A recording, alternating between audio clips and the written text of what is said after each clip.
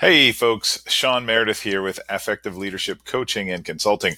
So I missed last week in recording a video, and I was actually in threat of missing this week, and I want to tell you why.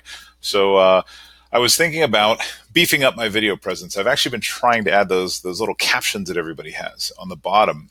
And man, it has been a challenge that finding the right software, looking out there, searching for things. And I just get kind of overwhelmed and I run to other things and I do important things, but I get knocked out of my flow zone when it comes to making my videos. So you may have heard this word flow. Flow is a word that we've been using in the coaching world, leadership world, all these things to describe getting in the zone, really actualizing on a task, completing that task in an efficient, productive way.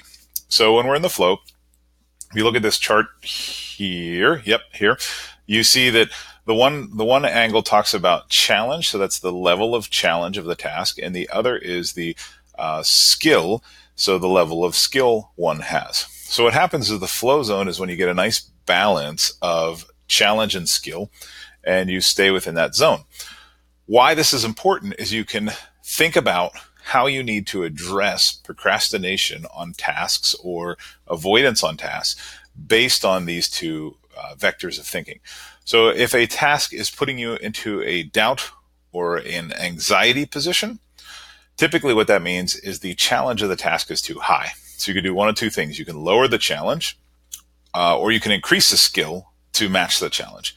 On the other side, if you're finding that you get nostalgic in sort of a pittering out way, or if you're getting boredom with a task, so you're getting knocked out of flow from nostalgia or knocked out of flow from boredom, what's happening is that your skill level is exceeding that of the challenge level. So what you need to do in that situation is you need to up the challenge or reduce your skill. Now, you can't really reduce your skill, but a lot of times in the business world, what that will mean is delegating the task to someone at a different skill level.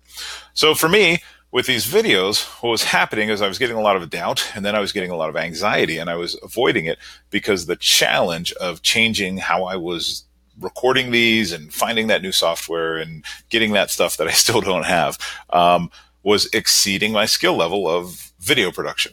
So because of that, I was out of flow. So make some sense on how to think about stuckness. As managers, this is a way for us to coach our employees through their own stuckness. As personal people, personally inside personal people, this is a way for us to think about our own stuckness and what we need to do. So in my situation, what I'm going to do is I'm going to try to increase my skill level. So I need to do some research on how to do this efficiently and quickly, and then I will find is I will rise to the challenge. So there you go. This is a very short analysis of thinking about flow when it comes to managing our ability to do tasks. So as always, let me know what you think. Ask me questions. I'd love to hear some dialogue in the comments, and see you next time.